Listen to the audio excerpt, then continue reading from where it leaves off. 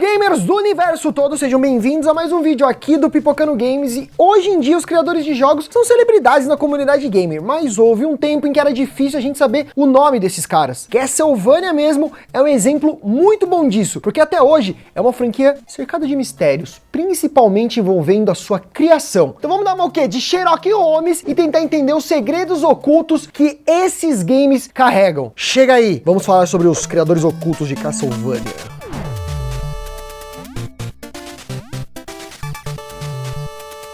Quando tudo ainda era mato na indústria dos videogames, os criadores usavam pseudônimos para assinar os jogos que eles faziam. Ou seja, eles não assinavam com o nome verdadeiro deles, tá ligado? Eles colocavam um nome qualquer. Justamente porque as empresas tinham muito medo de que os caras ficassem famosos e, consequentemente, terem que pagar mais para eles. Então os caras escondiam quem fazia os jogos. We made for you, and this is all running in real time. Um monte de gente quebrava essa regra e ousava deixar pistas nos jogos sobre os seus nomes, mas isso não aconteceu com Castlevania, que é uma das franquias mais importantes da história dos jogos. Os mistérios vão muito além do castelo do Vlad e envolvem o processo criativo do negócio, velho. O primeiro título da série foi lançado no Japão pela Konami em 1986, pro Famicom Disk System, aquele que rodava disquete. No começo, a galera não botava muita fé, mas acabou que Castlevania ficou muito conhecido por dar origem ao termo Metroidvania, sabe? Que virou referência quando o assunto são jogos de plataforma e ação, que tem aquele mapa que você vai e volta, né? Mas é um mapa fechadinho. Se hoje a gente tem tanto jogo maneiro nesse estilo, foi porque lá atrás uma mente brilhante criou, que acabou sendo inspiração da maioria aí dos jogos desse estilo.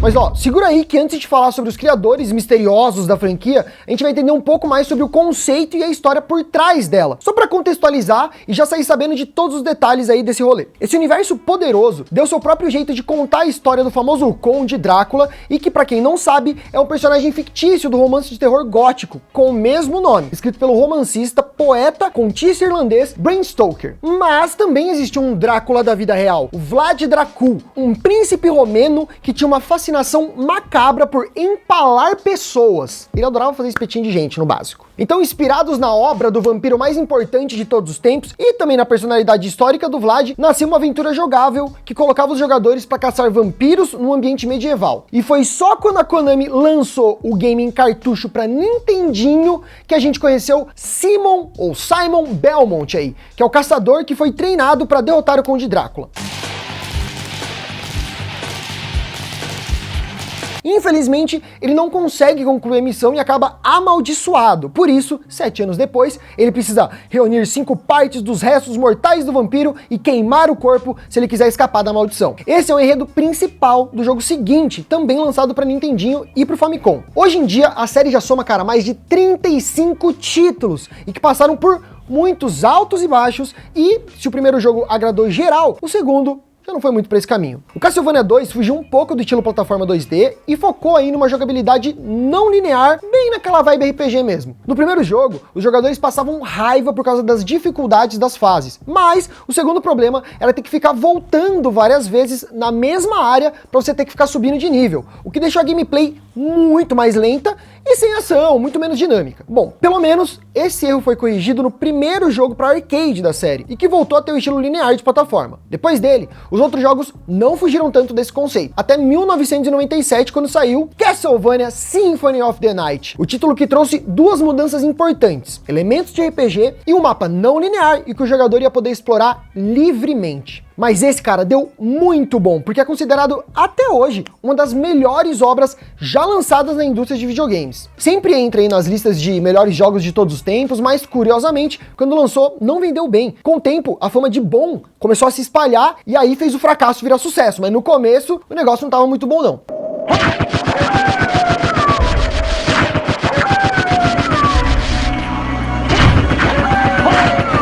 Falando de recepção, o negócio vingou tanto que em 2006 a franquia já tinha vendido mais de 20 milhões de cópias ao redor do mundo, virou quadrinhos e até tem uma série animada na Netflix recentemente. Respeita o Conde Drácula, meu parceiro! No further.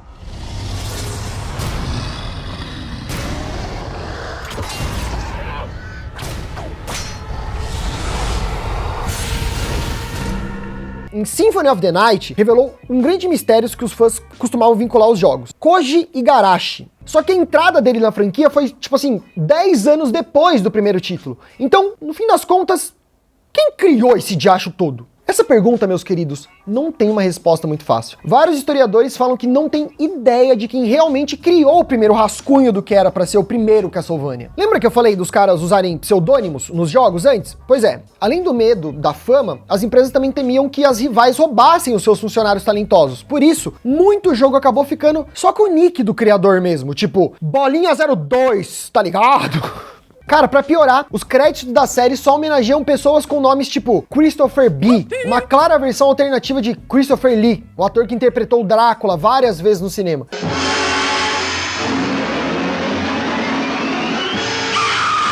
Então, tipo assim, seguindo essa lógica, será que é impossível saber quem realmente criou Castlevania? Cara, na verdade, alguns desses historiadores foram mais a fundo e conseguiram um nome: Hitoshi Akamatsu, apontado aí por fontes da Konami como o gênio responsável pela obra. Mas quem é esse cara, velho? Quem é esse suspeito? Quem é este rapaz? Cara, o Masahiro Ueno, que é o diretor de Super Castlevania 4, ele falou numa entrevista que o Hitoshi liderava a equipe responsável pelo desenvolvimento dos 3 jogos do Famicom e do NES: Castlevania, Castlevania 2, Simon's Quest e Castlevania 3, Dracula's Curse. Eles se conheceram porque o Masahiro trabalhou na Konami em jogos de arcade como Gyros, Crime Fighters e Teenage Mutant Ninja Turtles, né? As famosas Tartarugas Ninjas. Ou como diria minha namorada, Tartarugas Ninjas. O diretor do arcade Haunted Castle aí também confirmou que esse homem era o chefe do Castlevania original. Então, será que, depois de um dos jogos Castlevania não agradar tanto o público, o Hitoshi acabou indo pra parte de arcade da Konami, onde ele trabalhou com um tal de Masaki Kukino na produção de alguns jogos, incluindo Asterix. Esse cara contou que ele não manjava muito de liderar uma equipe e, apesar de ter sido creditado no Asterix, ele não fez quase nada. Olha o Exposed aí, parceiro!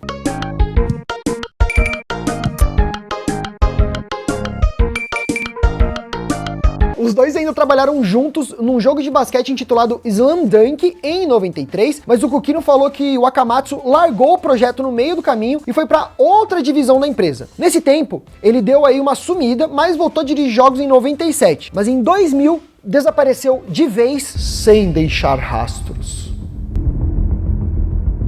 O fato é que tudo isso leva a crer que o Hitoshi realmente estava por trás de todo esse processo criativo e, por ser muito fã de filme de terror, decidiu pegar as ideias do cinema e mandar pra dentro da tela dos videogames. Assim, a conexão mais fácil. E falando nisso, ele assinava como Trans Fishers, que é uma referência ao diretor de cinema Terence Fisher, famoso por filmes como, sei lá, A Maldição de Frankenstein e O Vampiro da Meia-Noite, por exemplo. E o Bram Stoker também acabou sendo homenageado pelo artista, já que outra assinatura comum dele era Bram Stoker, em vez de Bram Stoker, Bram Stoker. Sacou? Por causa dessa ligação forte com o cinema, o Akamatsu tentou fazer os jogos bem nessa pegada mesmo. E ele era muito exigente. Sempre quis deixar as mecânicas filé pro jogador sentir que o controle era uma extensão dos próprios membros do corpo. Isso casa muito bem com o fato do Simon usar o Vampire Killer como arma, por exemplo. Um chicote que, segundo ele, era uma referência ao Indiana Jones.